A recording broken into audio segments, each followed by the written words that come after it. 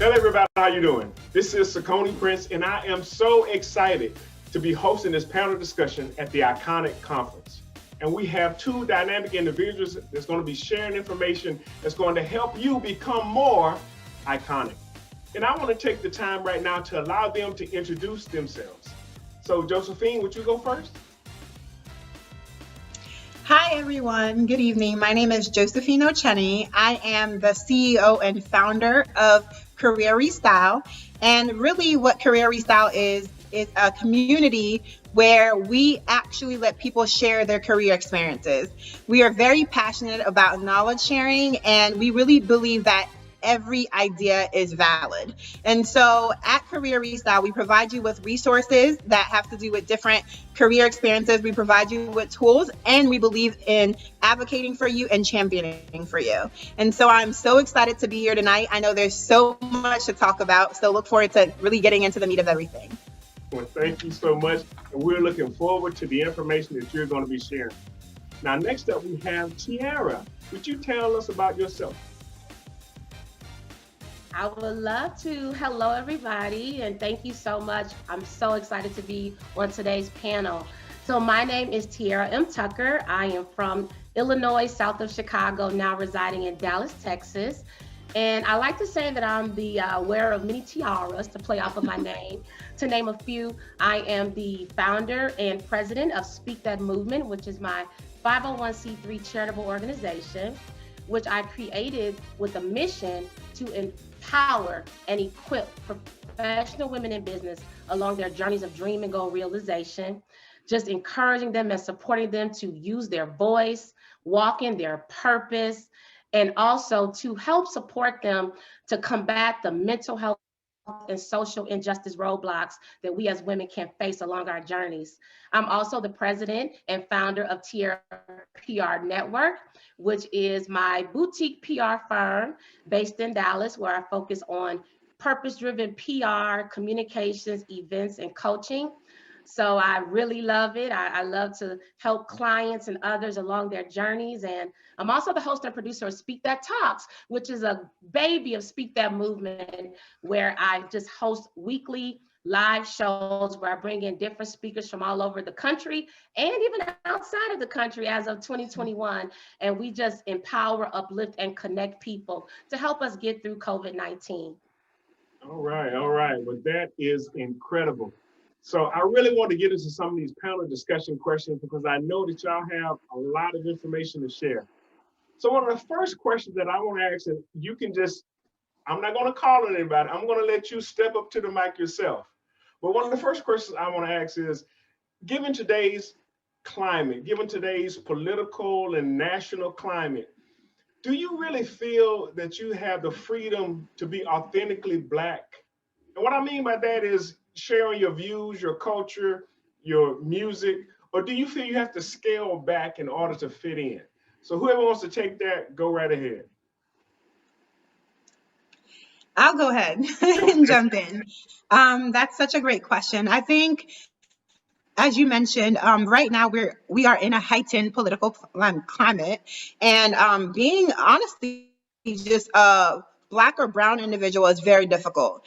And so there's a lot of stereotypes that we face often that we have to try and debunk. And so I really believe that, we truly as a people have the opportunity to really change those different stereotypes and really just, go against the norm. I think that in terms of, you mentioned the music industry, you mentioned just career fields, just different opportunities that we have.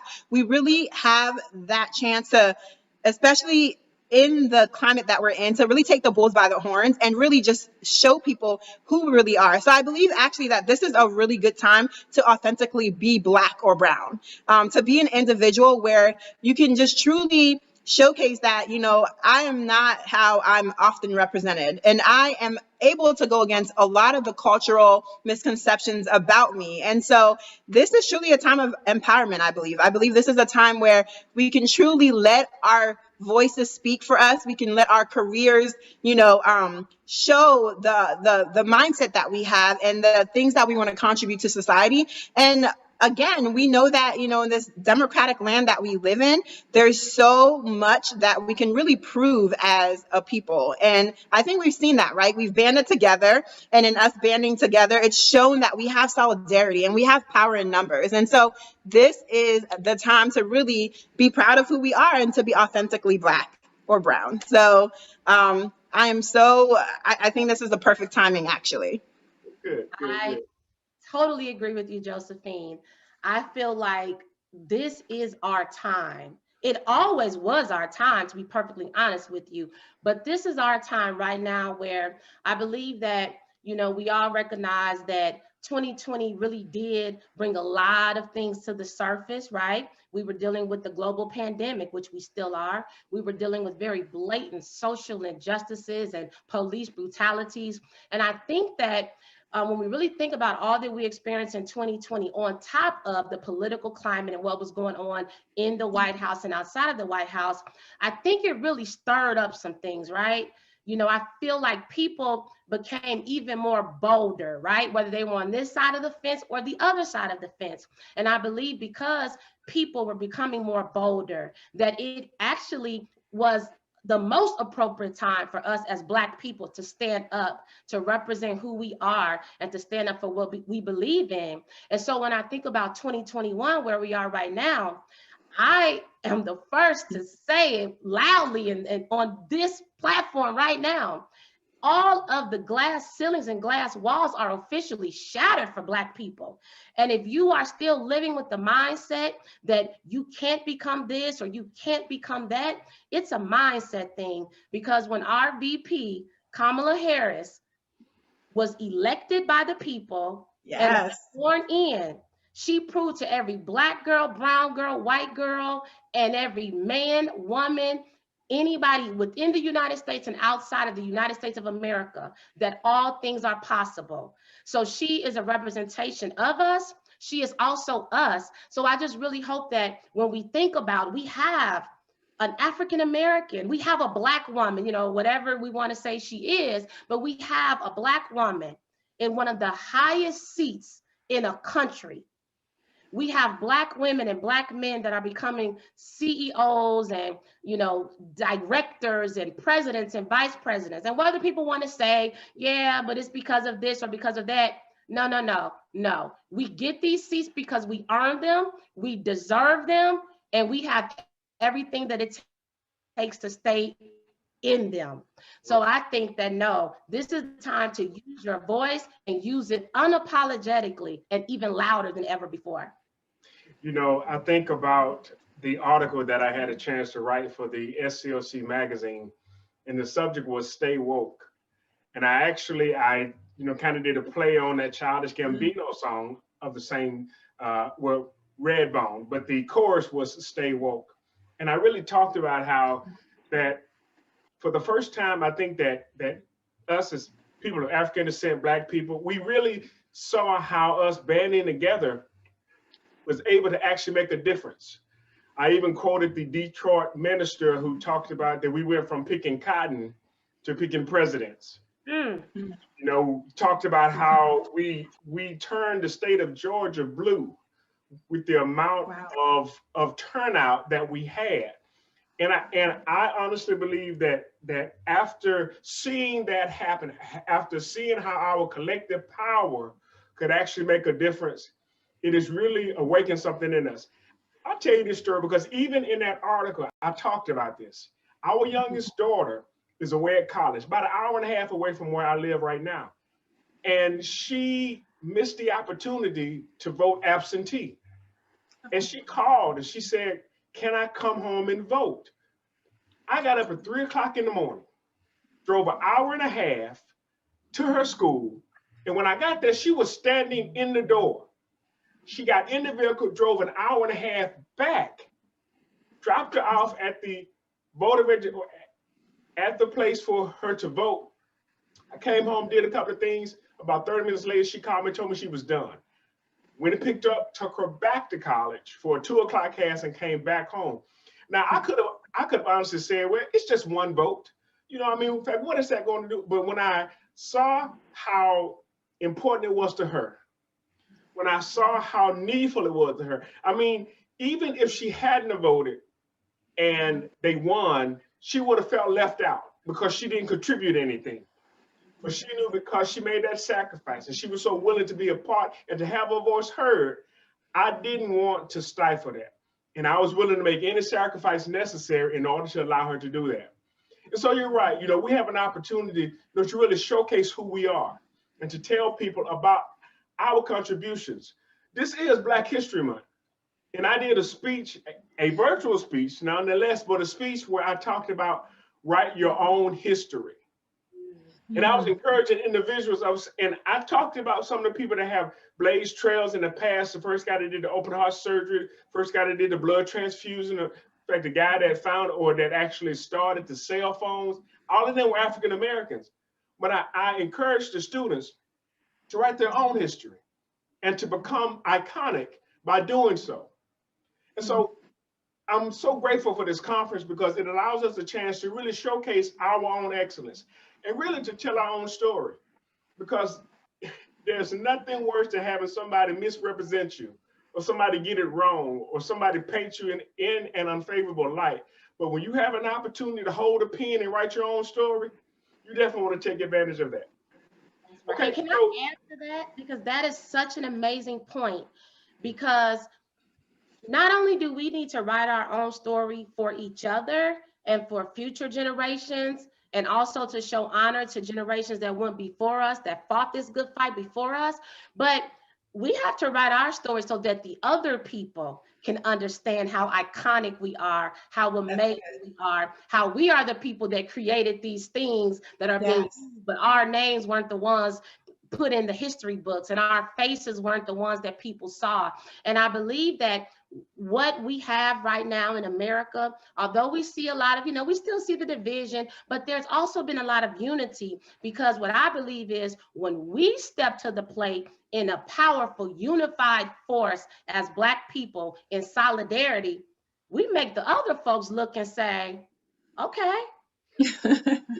Yes. And that is so true. That is so true, which actually brings us to our next panel discussion question, which is, can you honestly say that what you're doing now is making it easier for somebody coming behind you? And what I mean by that is this. Oftentimes, we've seen situations where somebody will make it harder for somebody else. They'll make it more difficult and more challenging. Even in relationships, you'll have it where one person is using what happened to them from another one. They're taking it to another situation. Well, as far as us as African Americans, are we performing at such a level that makes it easier for somebody else coming behind us, or are we being a hindrance and a stumbling block to where they're like, see, all of them are like, all of them are lazy, blah blah blah. What are we doing to contribute to the cause, if you will? So, anybody want to chime in on that one? I'll go first and chime in on that one. Thank you so much. So honestly, I think that, we've all echoed that this is our time, right? It's always been our time. And when I think iconic, I think legacy. And really what we're doing right now is we're building legacy, right? We're building legacy for the future to come. And so when you mentioned, are we a stumbling block or are we a catalyst? I would say we're a catalyst. And when we're talking businesses, it's me and Tiara on here right now, and it's such an honor to be on this platform with her. I mean, two awesome women, right, that are entrepreneurs, that are getting it, that are trying to make it. And I know that, not only will we be successful, but as well, we're paving the way for our future, right? And we're paving the way and we're showing people that this is so possible. And so I really think that in this moment that we're in right now, right? If you could bottle up this moment, really what, the essence of this moment would be is, am I paving the way for the next generation? And the answer to that would really be yes, I am, right? I'm showing people that it's possible. I personally, everyone has a personal brand. Everyone has a personal story. And my story is that I am the child of immigrant parents. I was an immigrant myself. And so coming to this country, right, and being given the opportunity not only for education, but to do greater, I'm not going to waste that opportunity. And so when I see other people like myself, I take it upon myself to not only champion and advocate for them, but to really show them that if I can do it, an immigrant, right? Someone from Africa, Nigeria specifically, if I can do it, then you can do it as well, right? And so I think that's the beauty of being an entrepreneur. That's the beauty of being a awesome business owner, especially a female business owner. You can show people behind you that you are more than capable. And so for my business career, Restyle specifically, I mentioned earlier that we truly believe that no idea is stupid. We believe every idea is valid. And we believe that you might have to pivot, you might have to tweak it, you might have to do something a little different, but your idea is valid and you can make it to where you want to make it to. And so, really, what I'm trying to do is I'm trying to provide people with a platform and an opportunity to really not share their career experiences, but to knowledge share so that you can know that in partnering together, you can get so much further than you could get by yourself. So this is definitely that time where we really are, building these blocks and building these roads for people who came before us, who did the same for us. And we're trying to pave the way for other individuals too as well. Right. Chair. Yes, nicely put, my sister. And I would just like to answer your question by saying that I believe that we definitely are, a catalyst because, meaning people that are taking the steps to make a difference, right? Because I believe, and I hate to keep going back to 2020, but I just believe it will be such a pivotal year in our history and in our journey. But one thing that COVID has shown us and continues to show us is that tomorrow is not promised. It shows us that we can have moments where we are forced to be still. Whether you were moving and shaking and traveling and parents and you send the kids to school, going to work in rush hour traffic, well, guess what? We all, for the most part, were forced to be still. And in that period of being forced to be still, I believe what it allowed a lot of people to do, if they pressed in on it, was to dig deep and say, now that I have a moment to be still, what do I really want to do? What do I want the next month, next year, next decade of my life to look like? Okay, I could lose my job tomorrow because other people have. So what else do I have in me to make myself continue to be marketable, continue to be competitive? So what I personally experienced in my own life, as well as with my friends and people who I encountered, was that people were digging deep, those that chose to. I found that new books were birthed, new businesses were birthed, people were collaborating. I mean, people were hosting virtual events like no other. So we didn't have to be confined by, I live in this city, only locals can come. Now, like we're doing right now with Iconic, you can be anywhere in the world. All you need is a strong internet connection, a phone or a computer, and you can receive something to help you reach your goals or live your best life. But the question is, do people want it? Right? Because the people are out here, man. If nothing else, I'm telling you, I think Black folks like took it to another level. Like we're opening up business even in a pandemic. We're collaborating, proving that, you know what, two Black sisters can be on a platform together, encourage each other and say, girl, you look good. And Miss, you look handsome in that tuxedo today. We can do that and not hate on each other. And I don't want her business to be better than mine. No, I want to know how can we collaborate and what can we do together. So I think that's why there is a large wave of us seeing people moving forward.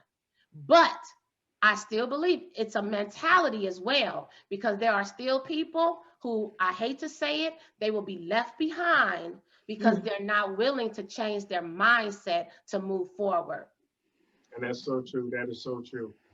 I think about at the inauguration, that moment where, Michelle Obama pointed at Kamala and they pointed back at each other. I mean, that was just that sisterly love that you talked about, that kind of support. And also the fact that we are a resilient people. I mean, we have had to, for most of our life, just be resilient. And I mean, be innovators. You know, we've had to, you know, make something out of nothing. And I think that even 2021, it leveled the playing field. You know, somebody told me, they say, you know, Tony Robbins is doing virtual events. Les Brown is doing virtual events. Everybody's online. So it's not like I have to be in a sold out arena. I have access to the same people that they do. So the question is, am I going to step up and am I going to step out and do exactly what they're doing? So even Well while you were put.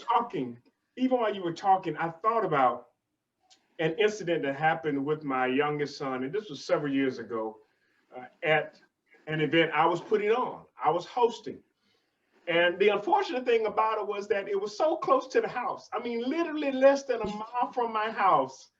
And of course, inevitably, I forgot something. I left something at home. I had gotten everything, almost everything. I was like, oh man, I forgot that. So I had to run to the house for a second. And our youngest son, he was 10 at the time. Now he's 13. He said, Dad, can I ride with you? And I said, sure, son, come on. And I mean, I'm in my mind thinking, okay, because I know I can't come back. I don't have enough time to come back to get anything else. So I'm trying to make sure that I have everything that once I get home, I can get everything that I need. And while I'm driving this short distance to the house, without being prompted, without saying a word, my son just spoke up and said, Dad, I'm proud of you. Mm. And while I was going 35 miles an hour inside, I stopped because I realized that he was watching. And our children are watching. They need to see examples of us going after our goals and our dreams. And I tell people all the time, your children's heroes shouldn't just be on the screen. It shouldn't be in a magazine. It shouldn't be on Instagram or TikTok. They shouldn't be on YouTube. They should be across the table from them.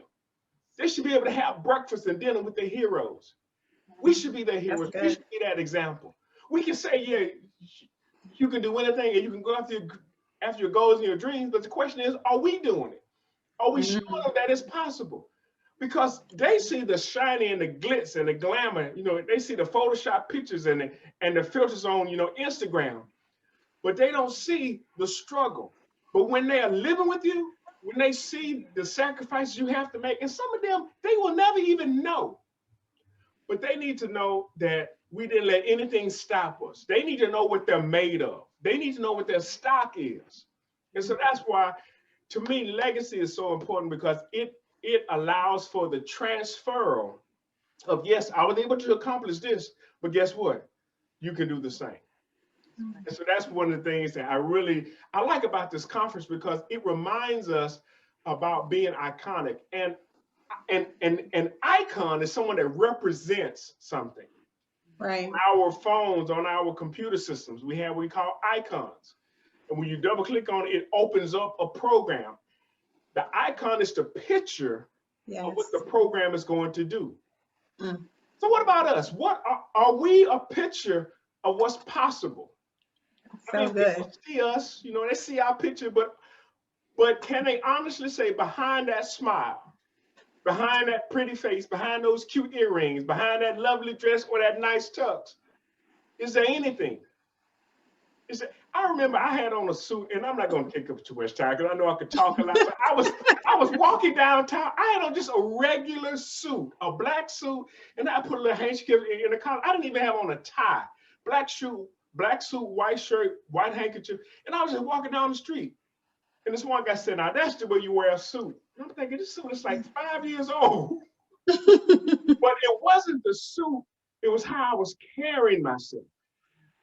It was the atmosphere or the air about me, not one that was boastful or prideful or high-minded, but someone that was confident in who I was. And I want to encourage everybody that's even watching this right now, that needs to be you.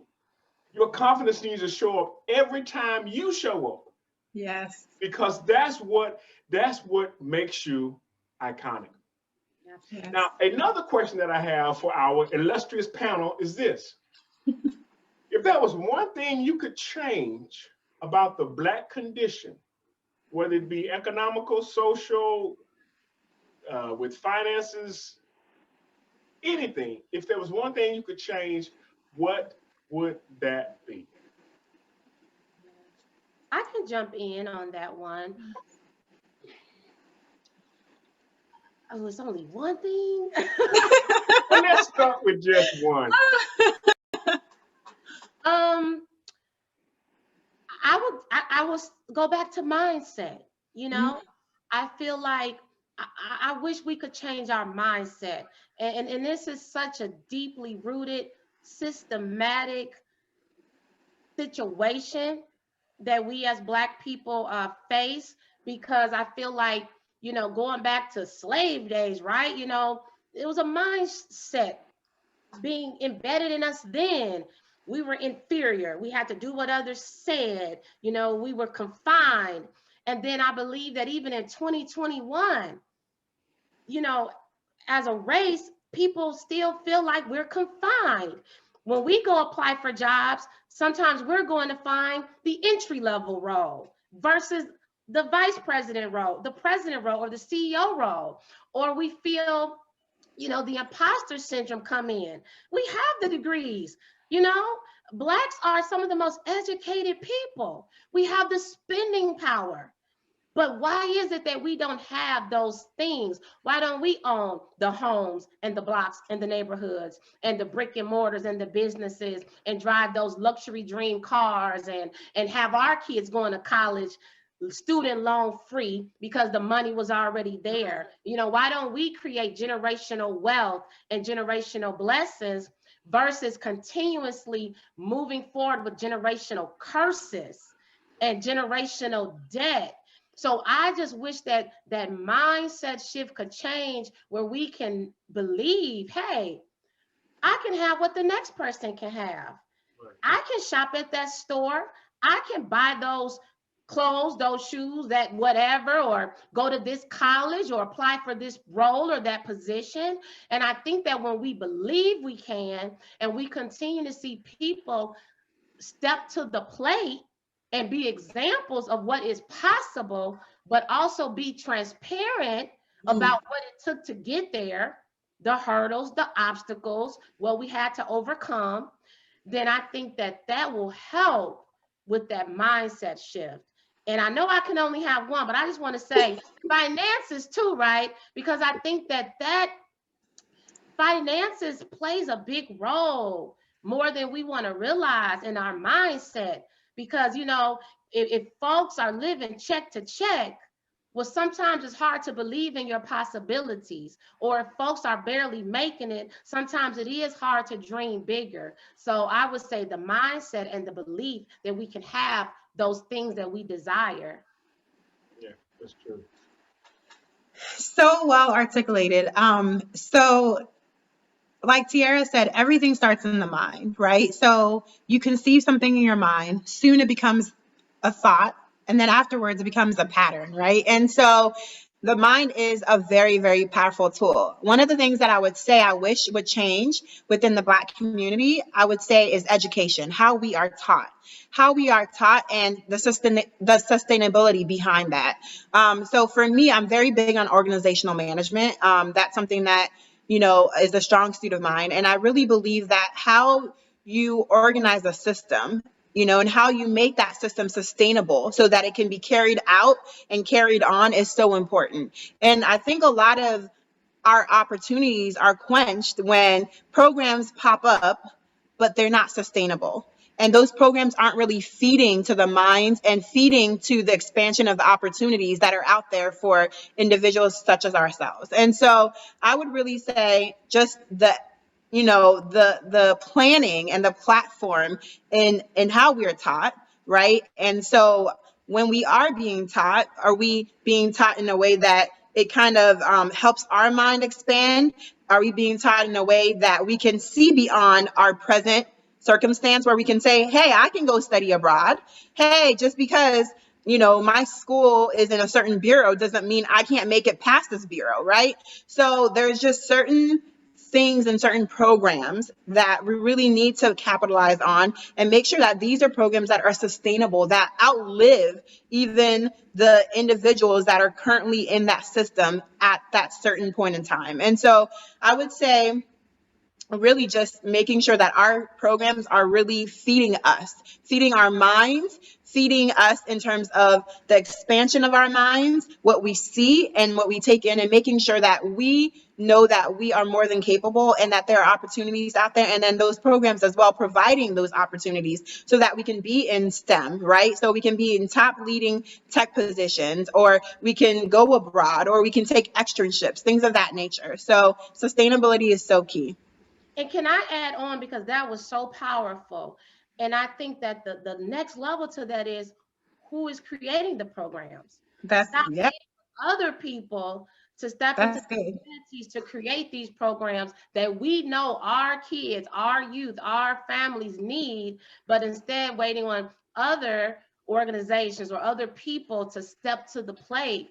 And then also, you know, and that's another deeply rooted issue too, even when you Yeah. think about nonprofits and who gets the funding and things like Yeah, that. But I think that, you know, sometimes, you know, it's about how do we create the change and the life that we desire.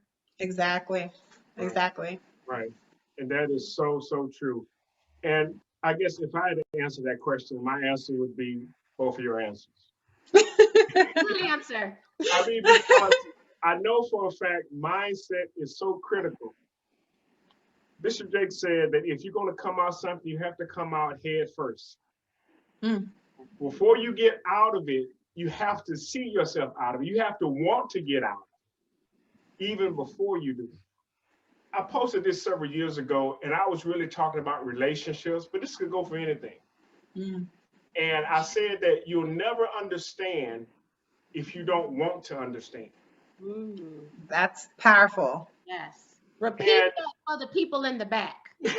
you'll never That's so powerful. understand if you don't want to understand. And I So mean, I was powerful. talking about relationships, but I mean, that could even go even with race relations, Yes. you know, because there are a lot of people, well, I don't understand why this or why that. Well, do you want to? Do you? Ooh, Because if you wanted to understand, you would position yourself so you could. But see, Wow. that really shows the heart of the individual. So yes, our mindset and how we view ourselves. I know last year was a traumatic year for so many people. And one of the events that really just kind of just hit a lot of people, especially African Americans, hard, was the passing of Chadwick Boseman. mm, And how in his short life, the impact that he had. And Hmm. you know, even I mean, just serving as the first African American, the mainstream African American superhero that just broke every box office record up to that point. That was iconic. But it just showed me just how hungry the world is to see African excellence, yes. Hmm. to see Black people Yes. at their best. And Mhm. I mean, that point in time really, it made me reflect on the impact that we can have. I mean, so many children posted pictures of them with their action figures, Yes. all of their Avengers toys laying around paying homage to the Black Panther. They had on their masks and they were standing with their arms crossed, and they felt it because they connected to him. And that's what we need to realize, that we again become an icon for somebody, an icon for excellence, an icon for strength, an icon for perseverance. We become the icon that our children need to see. And I mean, one that they can talk to and they can touch and they can interact with, because that's what really shows that we're real. Because most of the time, the stuff we see in the on TV and in the movies, that stuff is filtered, it's scripted. Yes. But when you are living an unscripted life, Yes. and yet you're still showing up, come hell or high water, you're still making a difference. That's what shows them this is how you win. Right. This is how you change the world. This is how you make a difference. You get knocked down, but you get back up. It Exactly. reminds me of this story of this coach. He had just hired a new recruit, and he called a recruit in and he told him to sit down. He says, "Listen, I want you to go out and I want you to recruit some guys, okay?" He said, "Yes, sir. Okay, I get it." The coach said, "There are some guys that get knocked down but to get back up. Said, okay. But then there are some guys that get knocked down and they stay down. Hmm. There's some other guys that get knocked down, they get back up, they get knocked down again, and they stay down. And the recruiter said, okay, coach, I think I got it. I think you want me to go out and you want me to actually get the guys that get knocked down, but they get back up. They get knocked down, they get back up. The coach said, no. The guy was like, so who do you want me to get? He said, I want you to get the guys that's knocking them down. Wow. Those are the ones he wanted him to recruit. My point is that we as African Americans, we can be the hammer and not the nail. When I say we the hammer and not the nail, in order for you to build a house, you don't hit one time and you're done. You keep hammering. You put a nail and another nail, and that shows consistency, shows persistency. If you're gonna have a strong, sturdy house, it's not tied together with one nail. And so many of us, we think that we can just do one thing and that's going to create a legacy. Or do one thing and that's going to change the world. No, we have to keep hammering. Again, we have to be the hammer and not the nails. Some of us, we've become the nails. We've allowed life to beat us down and it just put us in a position where we think we can't get back up and we can't move. Again, like the coach said, I want you to get the ones that's knocking them down. We need to be those people. The ones that are consistently showing up and doing those things that make us iconic. So I do have another question that I wanted to share with you, and that is this. And I know it's been in the news a lot and it's still ongoing, but I really want to get your take on the events of recent days, just even in the Capitol, even with the assault on our democracy. Do you think that the outcome, and I already know the answer to this before I even ask, but do you think that the outcome would have been the same had there been people of color doing that? Do you think that they would have survived the day? No. Go ahead, Josephine. I'll chime in after. I mean, unfortunately, we all know the answer to that, and the answer is no. I find it unfortunate that, I mean, we literally are still stereotyped just by the color of our skin, right? It's unfortunate that someone can't pass you by and say, oh, look at their heart, or look at his heart, look at her heart. Instead, it's look at his face, look at her face, right? And let me profile that individual. And so it hits home. It hits home because, so I reside in the Washington, D.C. area. And to see such events happen and to see that there are people who still feel like that is justified is honestly sickening. And so the answer to that definitely is no, it would not have been the same result. It still shows me that we have a long way to go. It still shows me that we definitely, we should continue seeking for equality. We should never stop. And it just shows that, you know, we also are a people that, you know, like we said earlier, that this is the time to continue to band together. You know, we shouldn't just relax. We shouldn't just relent. I think we keep showing people that, you know, we are strong. We are overcomers. We are confident.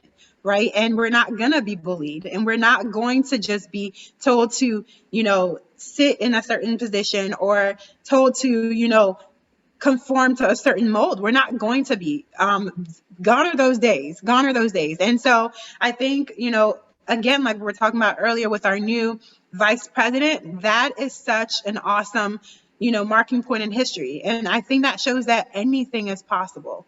Anything is possible. And so with that, really, we just keep charging forward, and we do not let that moment, you know, embitter us. That moment really taint the progress that we've already, you know, overcome and the progress that we've already achieved. And we just keep charging forward. We keep charging forward, and we keep showing that we're not going to put up with this. And we keep on showing that, you know, we are a strong collective, and that's how we're going to stay. Right. Yeah. Well, I will say that seeing that happen was very, very disappointing and disrespectful, to say the least.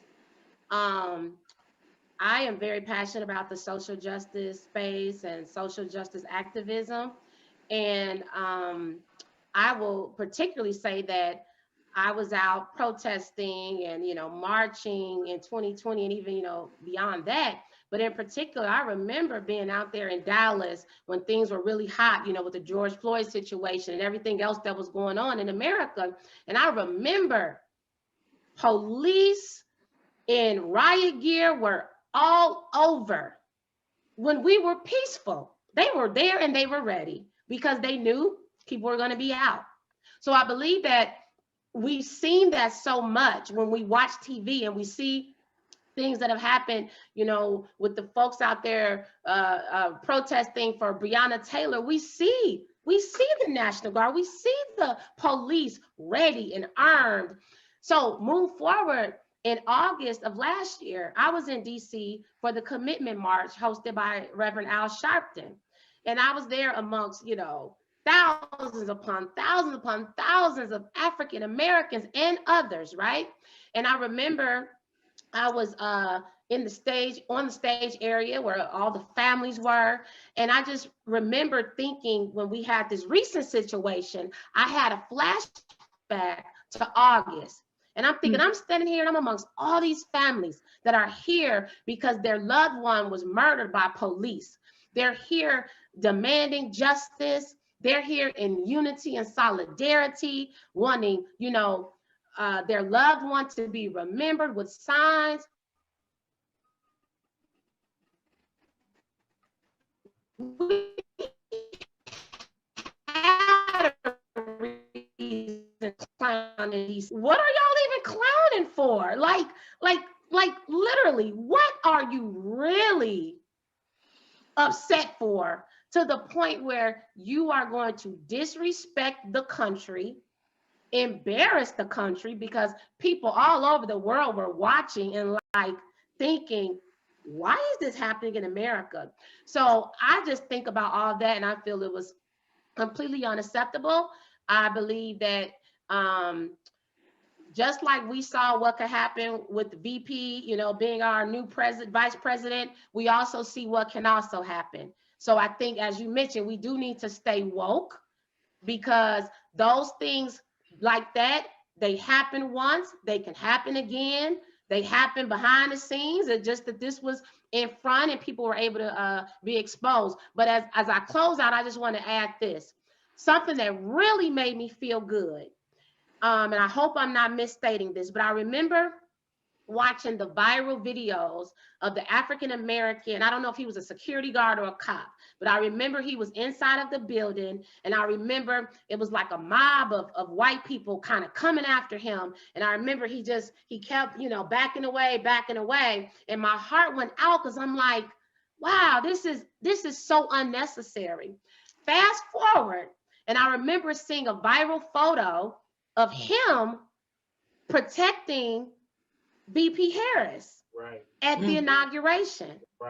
That made me just sit back and say, now that's what you call resiliency. That's what you call iconic. That's what you call somebody that said, okay, you could have gotten me, you could have hurt me, you could have killed me, but you didn't. And because others were watching in his weakest moment, somebody said, let's let his enemies become his footstool. That's good. That's true. That is so true. I think about an African proverb which says, if you want to go fast, go alone. But if you want to go far, go together. And one of the things we've learned from these past events is that we have to stick together. We have to lay aside our differences and look for the common good and the common goal for all people. I was telling my youngest son that the issue with the people that stormed the Capitol is they're starting to realize that they're outnumbered. Now, what I mean by that is this. They're outnumbered because the people that think like them are fewer in number than the people that don't. Not just black people, not just brown people, not just, red people as they call, but they are outnumbered by people who don't think the way that they do. And that's why they found themselves in that position. But as people of African descent, as black people, as African Americans, we have an opportunity to truly step up and to truly leave something on record that can be followed, that can be patterned, that can be studied, that can be showcased and highlighted for years to come. And so as we think about the impact that we make, my challenge to everybody watching this right now, what more can you do? What more can you do to change the world around you? Because there are people that that they'll never hear my voice, they'll never see my face, but there's somebody that you can encourage, somebody you can impact, somebody that you can show the way. Sometimes just showing up is enough, because you're showing them that in spite of what they did, in spite of what they said, in spite of how they treated me, I'm still here. Yes. So just showing up, just being that light, that beacon light of hope. And yes, seeing our first African-American female vice president, it made me proud. I have 3 daughters and 2 sons. And I know for a fact that really, it expanded their thinking as to what they could or couldn't do. And so had Kamala said, nah, I don't want to do that. Nah, we went through the fact debates and stuff. And had she not seen the bigger picture, had she not gotten beyond her own emotions, and I'm not saying that she had any, but I'm just saying, had she taken everything personally, she could have opted out of that and would have left a void and a vacuum in that position. But she was willing to step up. Very true. And I think that's what a lot of us, we need to learn how to do. And I know that there have been moments and there have been times where you've been hurt by individuals, by organizations, by situations. But don't allow your hurt to hinder you from showing up, from helping somebody, from being there for somebody. Because again, that's what makes you iconic. Being an icon doesn't mean that everything is easy. It doesn't mean that there's no struggle, there's no obstacles to overcome. Being an icon means that you have to go through some things. You have to be willing to do it. And it's not just for yourself, but it's for the cause, it's for the community. And in this case, it's for our people. And that's why I am so glad and so excited to be a part of this event, because it showcases Black excellence. I remember the very first time I experienced that was at a power networking conference. And to me, I was just blown away when I saw all of these highly professional Black people that were there. And I mean, it wasn't a concert, it wasn't a car show. They were there handling business. They were doing business. They were showcasing and showing off their business prowess, their business expertise. And that made me stand a little taller. It made me glad to be in the room. It really opened my understanding to the fact that we are out here we don't see this on TV. It's not shown in the news, but it's happening. And so events like this, it helps to showcase our excellence. I want to take this time to thank both of you for being a part of this incredible discussion panel, because I know that what you said and what you shared has helped somebody. And so before we get out of here, is there any closing remarks that you want to share? Tiara, do you want to go first? Sure. Again, just thank you so much for this opportunity, for this platform. I love speaking to people because, we have a voice and we have to use our voice, right? Because there were so many years when we really couldn't use our voice. So I just want to close out, and I just want to Just speak life to people, whoever's listening by the sound of my voice. The 4 pillars of my Speak That Movement, and that if you want to learn more, speakthatmovement.com. But the 4 pillars are dream it, believe it, speak it, and walk it. And I like to close out when I'm hosting my shows with this, because I just think it's so profound that right now in 2021, no matter what you have been through in life, no matter what cards you've been dealt, no matter what generational curses or blessings you are living in right now, I need you to dream it. Dream so big this year that it scares you. Dream so big that you don't even know how you're going to make your dreams come true. But also remember, the sky is not a limit. I hate when people say that. Mm. I fly a lot. I don't now because of COVID, but I have snuck out there a few times. But when you are flying, you fly into the sky. So how can that be your limit? It's only a destination. So dream so big, then there are no limits. But then also believe it. Believe in your dreams. Believe in yourself. Believe that everything that you need is already within you and it's around you. It's there. So Good. believe in yourself. When That's nobody else believes in you, when that cheerleading squad that you thought you would have because you just dropped this great thing and nobody's really supporting, that's okay. You have to believe in yourself, and the right people that will believe in you will come, and you never know who they might be. But then you have to speak it. You have to speak life over yourself. You have to speak things into existence. You have to believe in the power of your words. And you also have to, again, be your own biggest cheerleader.